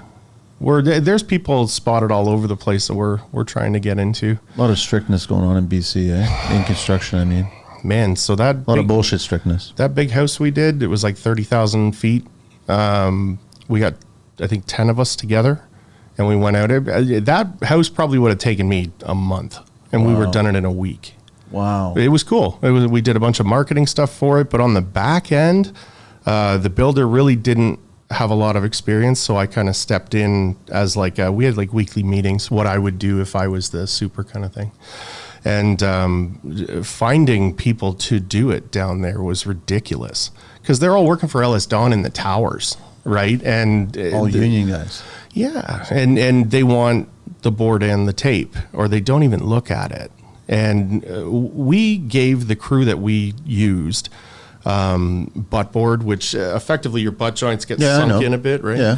And all kinds of stuff. And they were installing it wrong. The board work was terrible. And they came in at a number that I was uncomfortable paying them. Like too high? Too low. Too low. Yeah, which is the stupidest thing in the world looking back at it. We should have just taken it and run. But it was like, no, this is not going to give us the work that we're looking for. So take your time, do it perfect, implement the buttboard properly, and we'll pay you almost twice as much. And we got there and it was fucked. I was there 2 days early and I wasn't done all the corrections yet by the time everybody got there. 2 full days. Wow. Yeah. That was at 30,000? 30,000 square feet. It was probably a little more than that, but I'm happy to say that.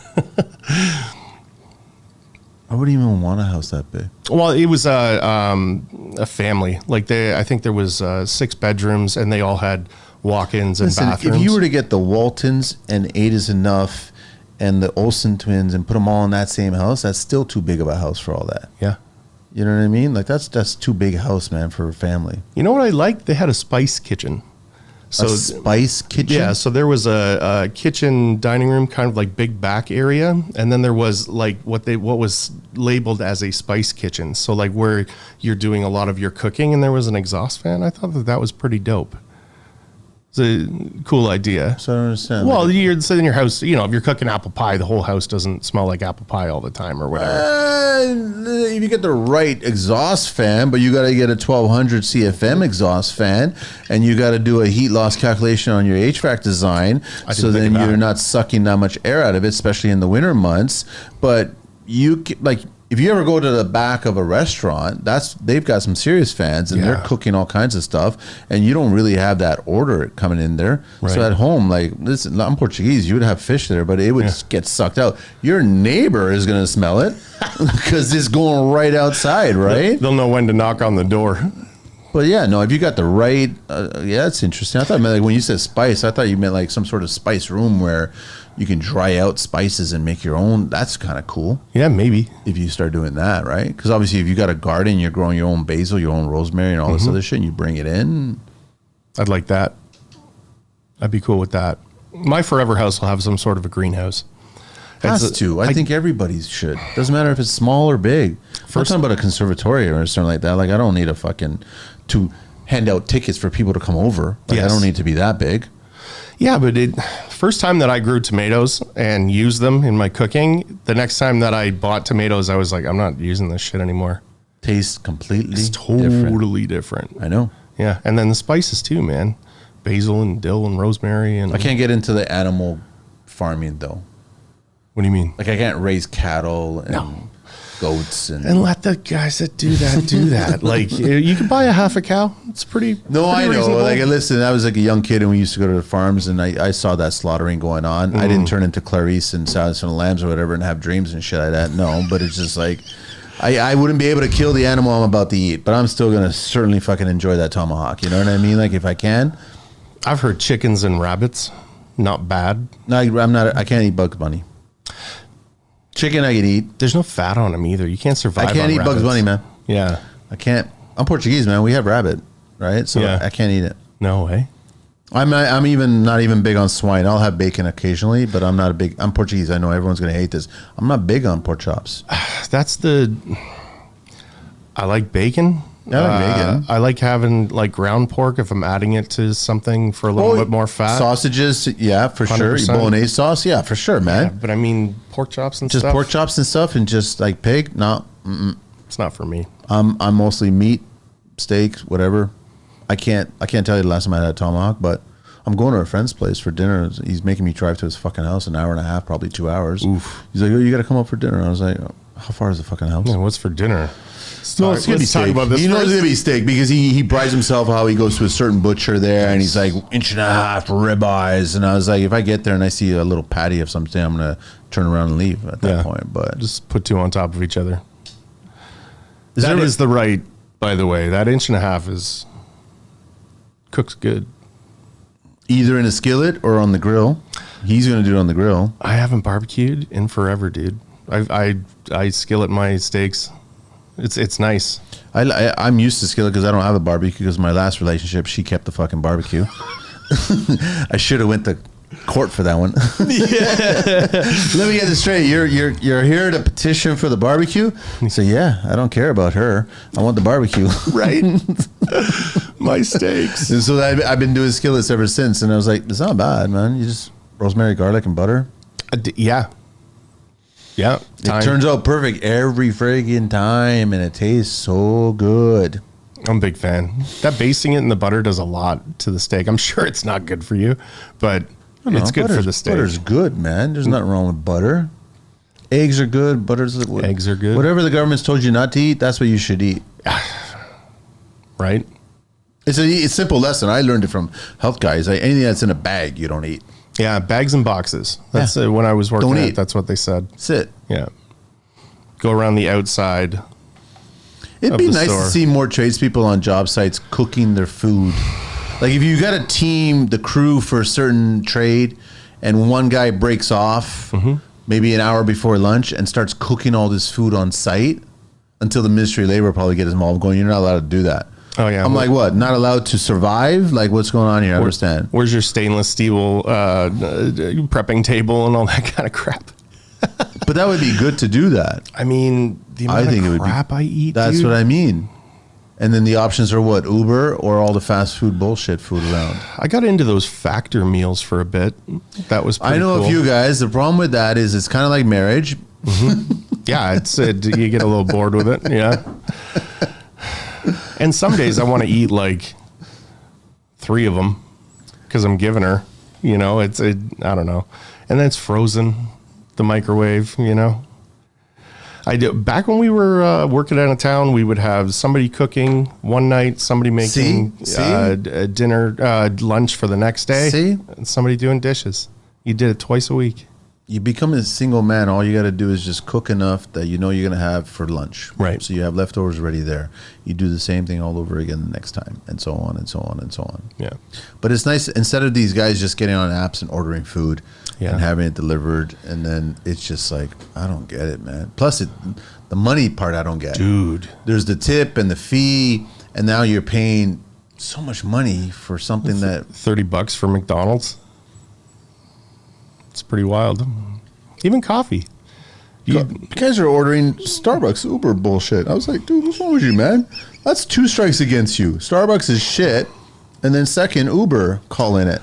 If I'm running like crazy and I get stressed out, I'll go get a caramel macchiato with like double espressos and stuff in it as like a little treat, I man. can't touch any of that shit. Oh, I love it. I can't touch any of that shit. But then you have one, you're like, I'm good for a bit. For a bit until you get the crash. Yeah. It's no different than Dave Chappelle, you know, like fucking his chapped lips and he's like looking for a fix, man. Just like you're looking for the next caramel, whatever, macchiato, frappuccino, crap, bullshit. Yep. I'll never say a positive thing about Starbucks. I'm sorry, man. Got into nootropics, which was dope. What's that? It's like most of it's like lion's mane, like shit, yeah, different mushrooms or whatever. I'm just doing them separately, yeah. Yeah, but there was this. I wish I could remember the product name, but it was a hydration drink that was nootropics as well for the summer because I sweat like crazy. I go through like 4 or 5 shirts a day.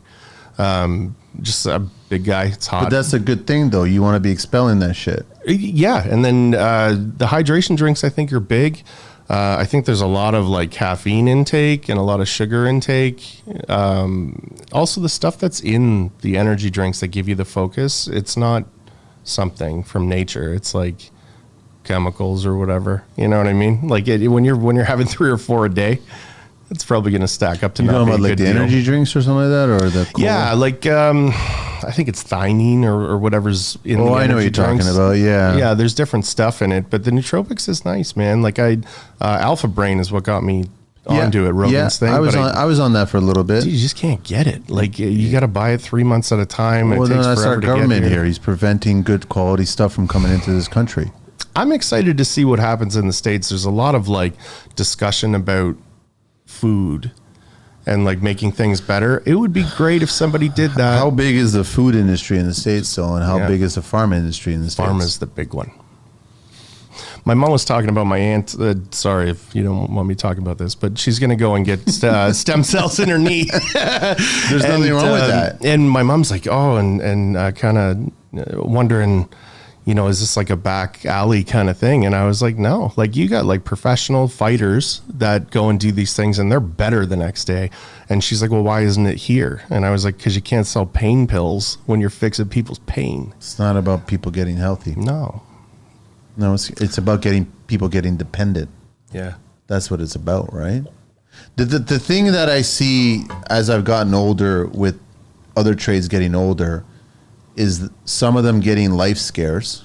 Okay. You know, like a little bit of a Heart murmur. Yeah. a little bit of a scare, a little bit of a clot or something, like some sort of scare, which has been contributed to either the way they're eating or the way they're smoking, or maybe some extracurricular activities that they might be doing. And I'm not judging anybody, but then they'll get the scare, they'll wean off for a little bit and then go right back to it. Yeah. And I'm like, I'm sorry, you're not in your 20s anymore and you're not invincible.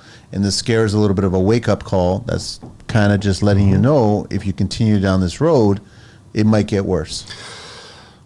And some people Band-Aid stuff where, you know, there's a lot of drinking going on, man. Oh, shitload. Right? So you get a little bit of a scare, you quit drinking, you get sober, you feel better, and it's like, it wasn't that bad, I feel good, maybe I'll have one. And then, you know, in a month from now, you're back to where you were before. And then you're just hitting that stopwatch again for the next one. Like there's discipline that comes into everything. And I think that kind of stuff's like that. Like you said, you don't drink. Like, just don't. It's a vicious circle, right? Yeah. It's a vicious circle. Wait, I didn't say I didn't drink. I thought you said you... No, I still drink. No. I just don't. But I'm not dependent. I'm not dependent on anything. Yeah. I don't smoke. I've had 4 or 5 cigars this year. Yeah. Like it's the end of November. I don't drink. I can't tell you the last I had a drink maybe 2 weeks ago. Okay. Right. So I just made a mojito because I was craving a manito. Right. Nice. So it's like I had a mojito. I'm sure that I'll have some wine when I go have my steak dinner with my buddy there. Yep. But no, I'm not dependent on. I'm not even dependent on women these days. It's like I'm not dismissing anything. I'm not dependent on that shit. That's so big, man. But a lot of people use the construction life as their dependency. It's like, I need to do this to get to work, to go through the day, Right. to accomplish what I need to do to make money, to pay my bills or my child support or my alimony or whatever it is, right? So it's a vicious circle. Yeah. But you're just using excuses to keep on going. And before you know it, Monday becomes Friday. Friday becomes the end of the month. The end of the month becomes the end of the year. And what really did you accomplish at that point? Yeah. And it's like I had Ivan on the show recently where he talked about men today don't have real purpose. Yeah. They Purpose mask is it. big. They mask it. And it's true. I totally agreed with him. You got to do difficult stuff, man. You have to. And I don't think it's like a getting ahead thing. I think it's humbling. I think, and then when like the small stresses of life come around and you do difficult tasks all the time, it's like, so, right? You're so used to like being under stress for the right reasons that when it comes for the wrong reasons, you're like, I don't give a fuck about that. Yeah. As you get older, you determine what's really going to bother you, right? Yeah. When you're 20 years old, everything fucking bothers you. Yeah. Everything bothers you. But you got to start realizing a lot of that shit didn't really bother you. So just pick your bothers and then go from there, right? Yeah, finding an excuse. There's a hell of a lot of good excuses out there if that's what you're looking for. I don't remember when that switch happened, but I started going, I don't like that. I'm not going to do that anymore. And then when it comes up again, I'm like, yeah, but I don't really like that. I'm not going to do that anymore. And that's like how you let people treat you, the jobs that you take on, what your lifestyle looks like. Like, are you in charge of that or no? And if you're not, that's fine. But when you're looking around and it's a shitbag disaster, you take a look in that mirror and understand your decisions that you've made. And I don't think people do that. I think they don't want to be accountable, and it's life is doing this to me. It's like, you're doing this. Yeah, but then to you can blame everything you want if you think it's life doing this to me. Yeah. No, you're exactly where you're supposed to be. Yeah. Right? Simple as that. And then next week you can decide where you want to be. Mm-hmm. And you can change it on a dime. I talk about that all the time. If you're miserable, go do something else. With 5 years, you can be miserable for 5 years anyways. Start again, pinch your pennies, get good at something. But when you put that kind of like push into getting good at something, full-time 2 years taping, I am very good at it now. Bruce Lee. Yeah. You don't fear the man who does the same exercise or 10,000 different ways. You fear the man who's done it 10,000 the same way. Right. Because he'll be perfected at that time, right? Right. Yeah, sharp knife. Yeah. Meet Jonathan Sinelli, the visionary behind People First Leadership. Jonathan is not your average leadership coach. His People First Leadership approach focuses on putting people at the core of your strategy, creating workplaces where teams thrive and achieve outstanding results. What sets him apart? Jonathan is a master at asking thought-provoking questions that spark genuine conversations and challenge conventional thinking. His deep empathy helps him understand unique challenges and guide people toward impactful solutions. As an accomplished author, media host of the People First podcast, and seasoned project management expert with a background as an electrician, Jonathan offers unparalleled experience and practical insights. Whether you're interested in a one-on-one coaching or breakout room sessions, Jonathan customizes his approach to your needs. He also travels the world, speaking at conferences and business events, inspiring leaders with his dynamic presentations. Discover how People First Leadership can transform your approach and ignite your team's potential with Jonathan Sinelli. Call Jonathan at 416-717-4139 or email him at jc@jonathansinelli.com or reach out to him on his website at jonathansinelli.com. This message is proudly supported by the Construction Life podcast. Where do you see yourself, man? What's the exit plan for Brawley? Dude, man, I mean... Have you been thinking about an exit plan? Oh, for sure. Yeah, You have to. Future's big for me, man. I got like... I'm one of these dreamers, so I got like big, stupid plans. And then I've got a little bit more manageable plans. And then, you got your weekly, monthly stuff. But I would like to lean into these, like we're calling them adventures, where we all get together and there's marketing money involved, so it facilitates everything. I'd like to make that more legitimate, where everybody is insured through an umbrella, everybody is paid through an umbrella, you're taking money in escrow until you're done, like really focusing on that. Building relationships with sponsors, things like that. I that's where I would like things to go, because at some point I'm a very good teacher. It would be nice to be able to jump in whenever I felt like it, but I don't want to have to.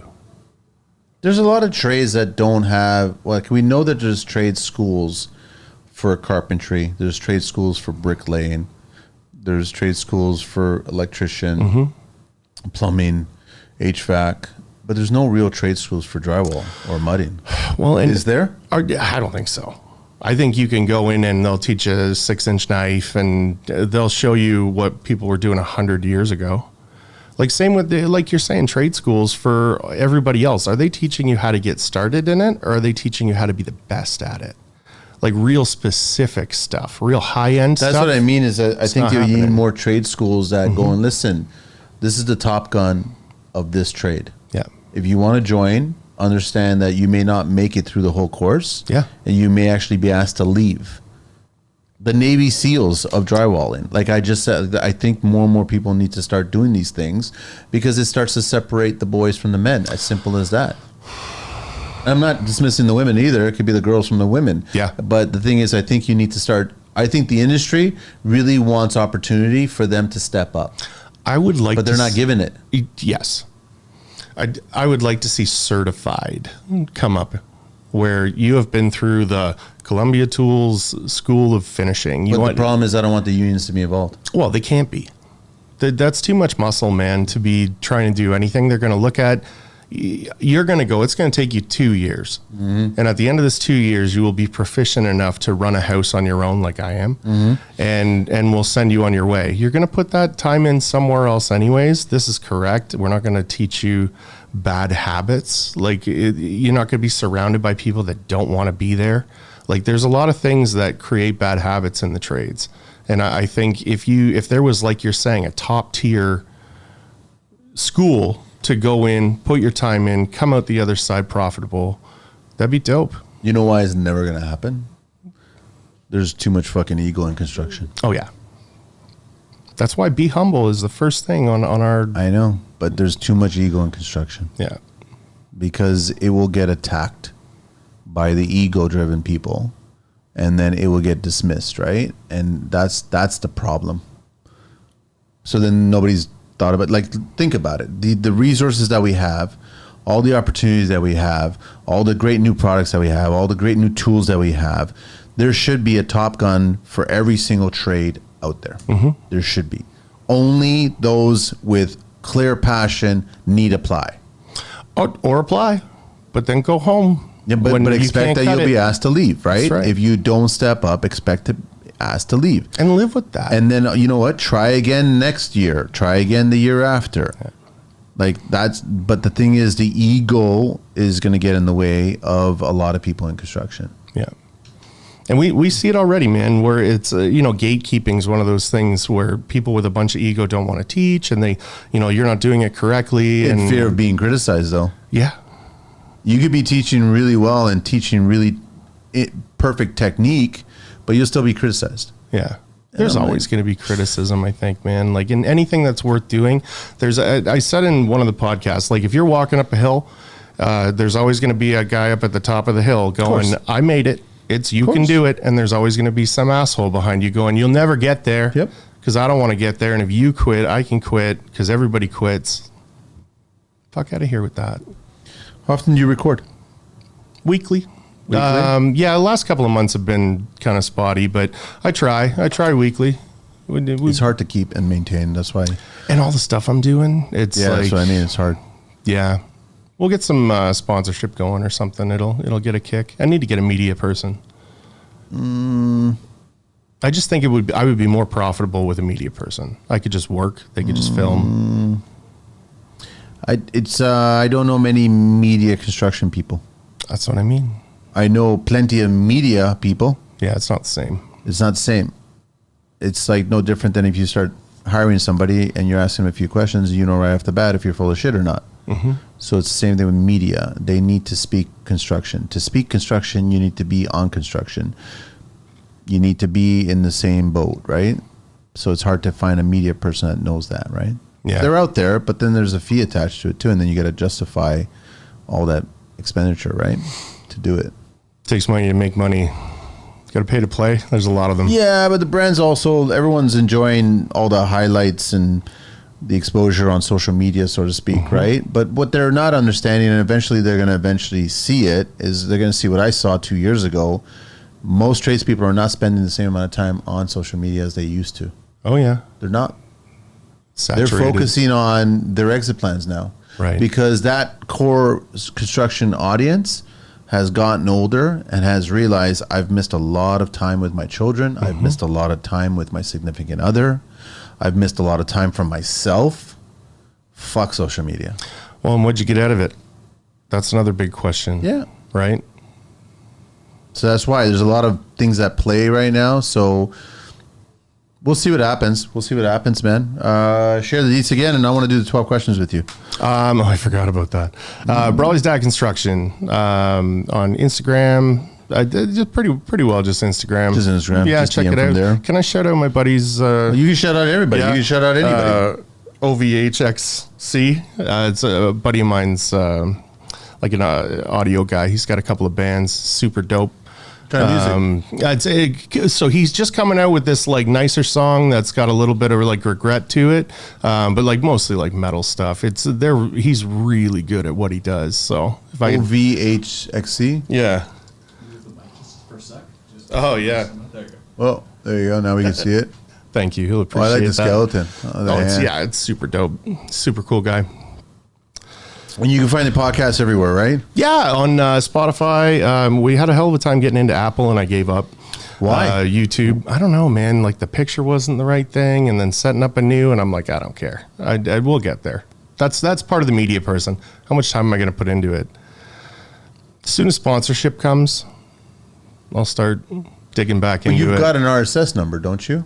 Yeah, I go Who through are you with? Buzzsprout? Podbean. You're Podbean. Yeah. So all you got to do is submit your RSS number to Apple, and then they review it, right? I've done that, and And then you didn't get authorized? No, and it comes back with something different, and then I went through all of those hoops, and then it was the picture wasn't the right size, and like all kinds of stupid stuff, man. So I just did it like a long going time through ago, so I don't know, right? So I guess it was simpler and I like going through the motions of it. It's on YouTube, it's on Spotify. I don't think I've got a big enough following where it matters if it's on Apple or that not. doesn't matter. You just get started because there's new podcasts going up on. That's true. I don't know. I don't know. I'm on a few channels. That's it, man. So, what is your favorite construction word or phrase? Profitable. Least favorite tool? Good question. Floor scraper. The big one, like the pole one? Or- Any of them, dude, I'd hate it. What do you miss from your childhood? Free time. Yeah, but that's possible as an adult. Oh, yeah. You have to just figure it out. What construction sound do you love? I'd said it the first time, that zinging of the auto taper as it's running. It's music. Favorite beverage? I think right now it's Coke Zero. I know. I can't tell you the last time I had a Coke. What turns you on and off in construction? Integrity, both ways. Oh. Favorite curse word? Fuck, every day of the week. Yeah. What's your favorite vehicle? Any mode of transportation? That's a good one, man. I really like those H1 Hummers, like the original, like military grade Hummers. Yeah, the military grade They're one. dope, yeah. I went to go visit a house and the neighbor had one. Yeah. Black. Just no depleted uranium on the bottom, and we'd be good. I liked it. I Makes don't you care. sterile. Gas guzzling fucking. Yeah, I know. No shit, eh? I like those original Hummers ones. They're huge, man. I could lay down the front seat. I'd be a big fan of that. I do like those, but the environmentalists don't like them. What profession other than your own would you like to attempt one day? I've started dipping into art. Really? Yeah, What like kind? I had Fat Daddy Lines on the podcast, and he does like pinstriping and like Radfink stuff. I follow a lot of creators now, and it's pretty cool, man. I think if I have more time, I might dip into that. Interesting. I like creating. I think there's a lot of value in that. There is, right? And it's unique. Yeah. What profession would you not like to do? A plumber every day of the week. If heaven exists, what would you like to hear God say when you arrive at those pearly gates? Welcome home. That's it. Shawn, thanks so much, man. I appreciate you being on the show again. Thanks, dude. It's always a good time. Good luck with everything. It's always good to see you, bro. And then, just keep hammering the marketing idiots out there. They don't know what they want until you tell them what they want. That's as simple as that, right? Give them the option. I think construction landscape is changing when it comes to marketing, I say, regarding social media. I think it's changing. I think they're in a transition period. It ain't Caitlyn Jenner kind of transitioning. It's fucking changing, right? Yeah. People are starting to see the value of who's really paying attention to the messaging. And I think that we all start at zero, simple as that. But there's noise being made by players that are really small fish right now. Yeah. I'm paying attention. And I'm seeing what they're doing, and I'm like, that has more value to a marketing message than some big splash of I've got X amount of followers following my ass. But if people don't really care that they're following your ass, I don't think you have any value in that point. So I take a look at like Columbia Tools and the way that they do their marketing. And like we have like a family that we've built through that, and we go on adventures and we go to all these different things, right? When you take a look at like a massive conglomerate, a marketing budget is exactly that. It's for magazines and like all kinds of shit that doesn't work anymore. So I think there needs to be a nudge in that direction of like, do you want to see what that 30 grand could actually do? I also think that trade shows are dying a slow death. Yeah. And well, we're creating one right now. So Intex, you fly around all over the place. Everybody stays in a hotel. There's nothing going on like that. So CSR's doing that Black Friday sale. We're flying everybody in. We've got our houses that we're staying at together. They're bringing in all the major companies. See, that has more value than a trade show. Of course it does. I'm sorry, but You're it coming does. to hang out. I'm gonna bet that the upcoming building show here in Toronto is coming up in You gonna a go? couple of weeks. I'm not gonna go. No way. No, I think it's gonna be a ghost town. I'm gonna bet that. I'm going to take a hockey bag for the giveaways. It was quiet last year. Wow. It was desperately quiet last year. I remember the days of how big it was because I've been going to trade shows for 15 years. So I've seen the decline of this, right? I haven't gone to IBS since the beginning of COVID, but I haven't gone because I've not seen anything interesting in construction to stimulate me. That's why I don't go. 2 years ago, I went to Vegas for Intex. And then last year, I guess this year, I went to Florida. And same thing, man. It wasn't a convention like you would think. It was a social gathering for people to take care of posts and just say, "Oh, look who I post." And I'm like, I'm sorry, man. I go to trade shows to learn shit. I think more business was conducted back at that house in Florida in the pool floating around than there was at the trade show. And that's the difference. That's why I say is that it's a transition. Something's changing now. Right. And the unfortunate thing is that the marketing companies will they're slow. Yeah. They don't get it. They just think, well, this is how we've been doing it all the time. And all of a sudden, like, start paying attention to what people are doing. And I definitely still, despite what the industry thinks, they think that construction podcasts, they're like radio. They don't understand how there's value in having a conversation with somebody and talking about whether, you're pushing a product or something. They don't see the value in it. They don't get it. You have to have the following for sure, but long form conversation is the way to talk about things. Full stop, in my opinion. When it comes to construction. Yeah. So, and people follow people listening to the show for a reason. Yep. Right. And they respect the person's opinion. But it goes back to the beginning of what we talked about, how you can't backtrack. You can't start sucking this because it's being paid into the situation now. Right. You have to still stay true to who you are as an individual. And learn to say no. Not for sale, but you can be a part of it. That's it. They eventually come. With this community that we're building, I've said a couple of times now, there's no bouncer at the door, but there are rules on the wall. Right? So come on in. Awesome, man. But then get the fuck out. It's good to see you, man. Thanks, Shawn. We're out of here.